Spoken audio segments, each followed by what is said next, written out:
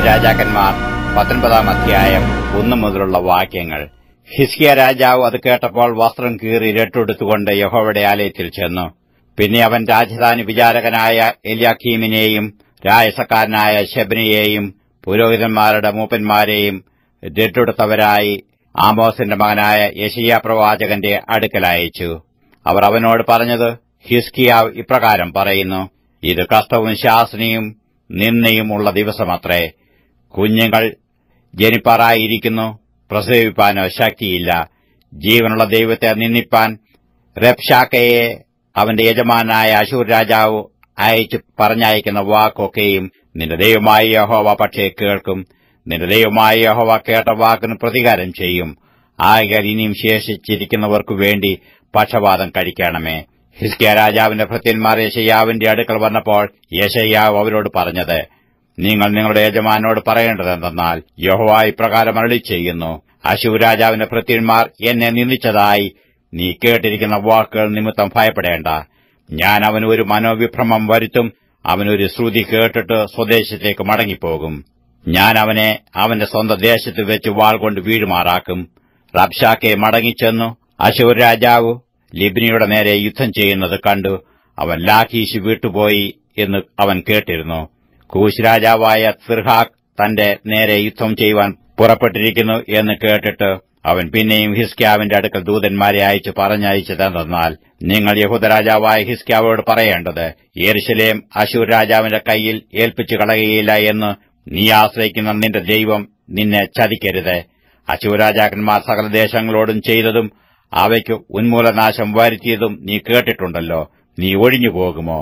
Gozan, Haran, രേസഫ്, തെലസാരിലെ യദോന്യർ എന്നിങ്ങനെ എന്റെ പിതാക്കന്മാർ നശിപ്പിച്ചിരിക്കുന്ന ജാതികളുടെ ദേവന്മാർ അവരെ വിടുവിച്ചിട്ടുണ്ടോ? ഹമാത്ത് രാജാവും അർപ്പാദ് രാജാവും സഫർവയീം പട്ടണം, ഹേന, ഇവ്വ എന്നിവയ്ക്ക് രാജാവായിരുന്നവനും എവിടെ?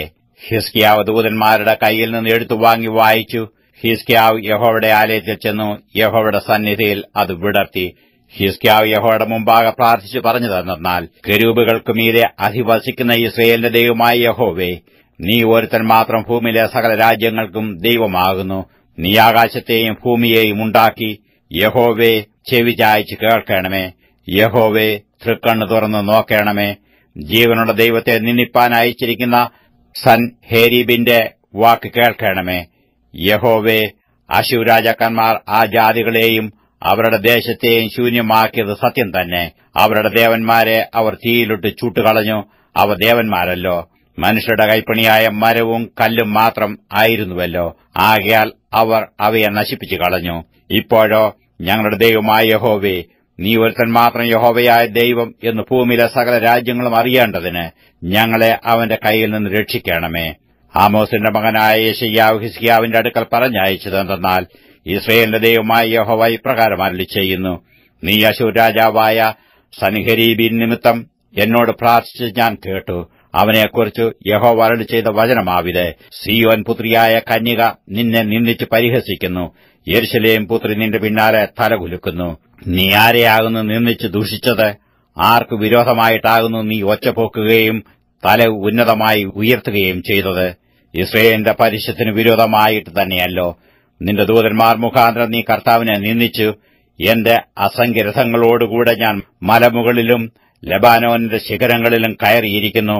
അതിന്റെ പൊക്കമുള്ള ദേവദാരുക്കളും വിശേഷമായ സരളവൃക്ഷങ്ങളും ഞാൻ മുറിക്കും. അതിന്റെ അറ്റത്തെ പാർപ്പിടം വരെയും ചെഴിപ്പുള്ള കാടുവരെയും ഞാൻ കടന്നു ചെല്ലും. ഞാൻ അന്യജലം കുഴിച്ചെടുത്ത് കുടിക്കും. എന്റെ കാലടികളാൽ മിസ്രയീമിലെ സകല നദികളെയും വറ്റിക്കുമെന്ന് പറഞ്ഞു. ഞാൻ പണ്ട് അതിനെ ഉണ്ടാക്കി, പൂർവ്വകാലത്ത് തന്നെ അതിനെ നിർമ്മിച്ചുവെന്ന് നീ കേട്ടിട്ടില്ലയോ? നീ ഉറപ്പുള്ള പട്ടണങ്ങളെ ശൂന്യ കൂമ്പാരങ്ങളാക്കുവാൻ ഞാൻ ഇപ്പോൾ സംഗതി വരുത്തിയിരിക്കുന്നു. അതുകൊണ്ട് അവയിലെ നിവാസികൾ ദുർബലന്മാരായി വിരണ്ടു അമ്പരന്നുപോയി.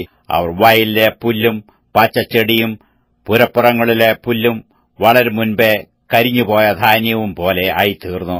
എന്നാൽ നിന്റെ ഇരിപ്പും നിന്റെ ഗമനവും ആഗമനവും നിന്റെ നേരെയുള്ള നിന്റെ കോപഭ്രാന്തും ഞാൻ അറിയുന്നു.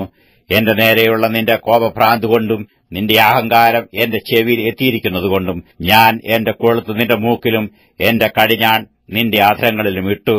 നീ വന്ന വഴിക്ക് നിന്നെ മടക്കിക്കൊണ്ടുപോകും. എന്നാൽ ഇത് നിനക്ക് അടയാളമാകും. നിങ്ങൾ ഈ ആണ്ടിൽ പടുവിത്ത് വിളയുന്നതും 2-ാം ആണ്ടിൽ താനെ കിളിർത്തു വിളയുന്നതും തിന്നും. 3-ാം ആണ്ടിൽ നിങ്ങൾ വിതച്ചു കൊയ്യുകയും മുന്തിരിത്തോട്ടം ഉണ്ടാക്കി അവയുടെ പഴം തിന്നുകയും ചെയ്യും. യഹൂദാഗ്രഹത്തിൽ ശേഷിച്ചിരിക്കുന്ന ഒരു രക്ഷിതഗണം വീണ്ടും താഴെ വേരൂന്നി മീരെ ഫലം കായ്ക്കും. ഒരു ശേഷിപ്പ് യെരൂശലേമിൽ നിന്നും ഒരു രക്ഷിതഗണം സിയോൻ പർവ്വതത്തിൽ നിന്നും പുറപ്പെട്ടുവരും.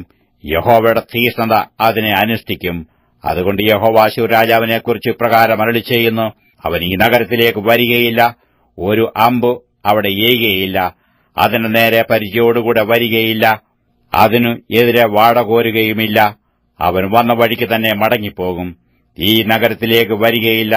എന്റെ നിമിത്തവും എന്റെ ദാസനായ ദാവീദിന്റെ നിമിത്തവും ഞാൻ ഈ നഗരത്തെ പാലിച്ച് രക്ഷിക്കും എന്ന് യഹോവയുടെ അരുളപ്പാട്. അന്ന് രാത്രി യഹോവയുടെ ദൂതൻ പുറപ്പെട്ടു അശ്ശൂർ പാളയത്തിൽ 1,85,000 പേരെ കൊന്നു.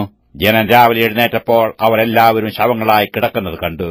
അങ്ങനെ അശ്ശൂർ രാജാവായ സൻഹരീബ് യാത്ര പുറപ്പെട്ടു മടങ്ങിപ്പോയി നിനെവേയിൽ പാർത്തു. അവൻ തന്റെ ദേവനായ നിസ്രോക്കിന്റെ ക്ഷേത്രത്തിൽ നമസ്കരിക്കുന്ന സമയത്ത് അവന്റെ പുത്രന്മാരായ അദ്രമേലേക്കും ശരേസരും അവനെ വാൾ കൊണ്ട് കൊന്നിട്ടു അരാരാത്ത് ദേശത്തേക്ക് ഓടിപ്പോയി കളഞ്ഞു. അവന്റെ മകനായ യേസർ ഹദ്ദോൻ അവന് പകരം രാജാവായി തീർന്നു.